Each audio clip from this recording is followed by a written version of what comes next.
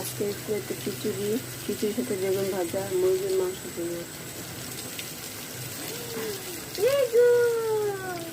খিচুড়ির সাথে আজকে বেগুন ভাজা। মুখে পানি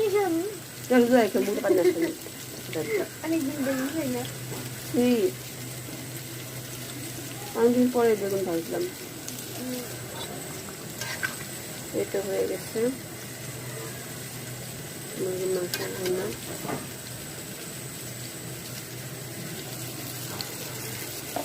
তো তাদের জন্য আমরা মুরগির মাংস রান্না করলাম, খিচুড়ি রান্না করেছি, আর হলো মারেফার সুন্দর বেগুন ভাজা করে নিলাম, আরও হলো আলু ভর্তা করবো, আর টুকটাক একটু ফল কাটবো।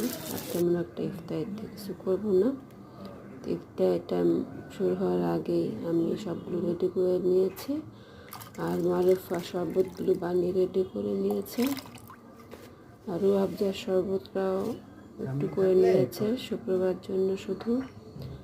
আর খিচুড়ি রান্না করেছে, আলু ভর্তা, পেঁয়াজ ভর্তা ছিল, আর ছিল মুরগির মাংস ভুনা, বেগুন ভাজা, আর একটু ট্যাঙের শরবত করে নিলাম।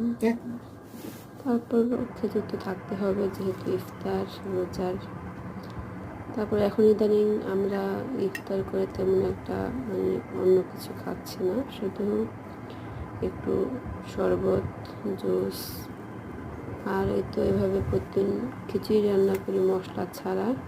কিন্তু আজকে একটু ইচ্ছা করলে ঝাল ঝাল কিছু খাওয়ার জন্য, যদিও প্রতিদিন হালকা পাতলা মশলা ভর্তা খাই, কিন্তু ঝালটা কমই খাচ্ছি ইদানিং আমরা সবাই। তো আজকে একটু মনে হলো যে আমার কাছে একটু ভর্তাটা ঝাল ঝাল করে খাওয়ার জন্য, আর খিচুড়িটা মশলা দিয়ে পাক করেছি, একটু ঝাল করে পাক করেছি। তো মাঝে মধ্যে একটু অল্টারনেট করে খাবারটা খেলে ভালো লাগে। আমি তো 20 রোজা পর্যন্ত তেমন একটা কোনো ভাত জাতীয় কোনো খাবার তেমন একটা খাইনি। তো তার এখন দেখা যায় যে একটু খারাপ লাগে, সেজন্য কোনটা ভাজা পুরো টোটালি অফ করে দিয়েছি সাথে, আর একটু খিচুড়ি বা বোয়া ভাত করি, সেটা খেয়ে আমরা ইফতারটা করছি সবাই মিলে। তো